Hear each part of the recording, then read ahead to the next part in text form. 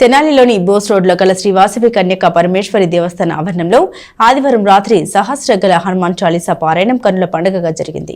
ఉగాది పండుగ వేడుకల్లో భాగంగా 1100 మంది పారాయణ బృందం ఏకకంఠంతో హనుమాన్ చాలీసా పారాయణం చేసింది. స్థానిక బోస్ రోడ్లోని శ్రీ వాసవి కన్యక పరమేశ్వరి దేవస్థాన ఆవరణలో ఉగాది పండుగ వేడుకల్లో భాగంగా ఆదివారం రాత్రి సహస్రగల హనుమాన్ చాలీసా పారాయణం వైభవంగా జరిగింది.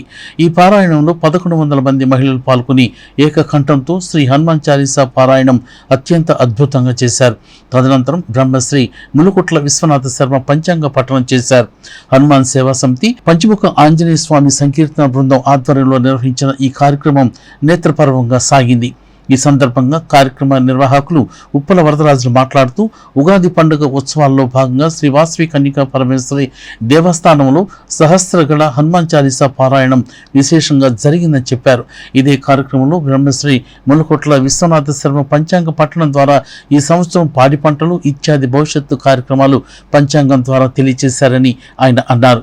ఇటువంటి విషయాలు దేవాలయంలో వినటం ద్వారా భక్తులకు మంచి జరుగుతుందని ఆయన తెలియజేశారు.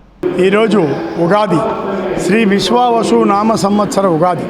ఈ సందర్భంగా మరి శ్రీ వాసవి కన్యకాపరమ దేవస్థానం ఆవరణలో సహస్రగళ హనుమాన్ చాలీసా పారాయణ అంటే 1100 మంది ఏకాసనంలో కూర్చొని ఏకకంఠంతో హనుమాన్ చాలీసా పారాయణ చేశారు. ఈ సంవత్సరం దాకా లోక కళ్యాణార్థం ప్రజలందరూ బాగుండాలని సదుద్దేశంతో ఈ కార్యక్రమం చేయడం జరిగింది. అలానే మరి పూజ్యులు శ్రీ ములుకుట్ల విశ్వనాథ శర్మ గారిచే పంచాంగ శ్రవణం. పంచాంగం అనేది ప్రతి సంవత్సరం కూడా ఉగాది రోజున ఒక మంచి దేవాలయంలో దాన్ని శ్రవణం చేయటం వల్ల, వినటం వల్ల మనకి మంచి కలుగుతుంది. అదే కాకుండా ఈ సంవత్సరం అంతా కూడా మనకి ఆదాయ వ్యయాలు, అలానే పంటలు ఎలా పండుతాయి, ప్రభుత్వం ఎలా పాలిస్తుంది, ఈ రకమైనటువంటి విషయాలన్నీ కూడా మనకి తెలుస్తాయి. కాబట్టి ఇటువంటి మంచి కార్యక్రమంలో భగవద్బంధులందరూ పాల్గొన్నారు. తెనాలి పట్టణ ప్రజలందరికీ కూడా ఒక్కసారి విశ్వావసు నామ సంవత్సరంగా శుభాకాంక్షలు.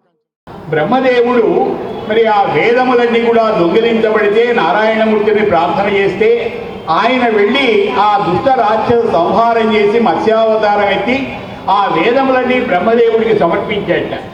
ఆ సమర్పించిన తర్వాత ఆయన ఆనందపడి ఇక యుగారంభం కావాలి, ఈ రోజు నుంచి సంవత్సరాది అనేటువంటి పేరుతో ఉగాది అనేటువంటి పేరుతో ఉంటుందని దానికి ఎలా నిర్ణయించారు? అన్ని ఋతువులలోకెల్లా చాలా గొప్ప ఋతువు ఏమిటంటే వసంత ఋతువు అండి. వసంత ఋతువులో చెట్లు చిగురిస్తాయి. ఇప్పటిదాకా ఆకులు రాలిపోయినటువంటిది వసంత ఋతువులో చిగురిస్తాయి. కాబట్టి ఇదే నిజమైనటువంటి సంవత్సరాలన్నమాట. కాబట్టి అటువంటి విధంగా మాసములలోకెల్లా చైత్రమాసం మొట్టమొదటి, తిథులలో మొట్టమొదటి తిథి ఏమిటండి? పాడ్యమి తిథి. కాబట్టి ఈరోజు చైత్రమాసంలో వసంత ఋతువులో ఉత్తరాయణంలో పాడ్యమి తిథి, పైగా ఈరోజు వారం ఏమిటి? ఆదివారం. ఏ రోజుతో సంవత్సరాది ప్రారంభమవుతుందో ఆ సంవత్సరానికి రాజు ఆయన అవుతాడు. కాబట్టి ఈ సంవత్సరానికి రాజు ఎవరన్నమాట? సూర్య భగవాన్.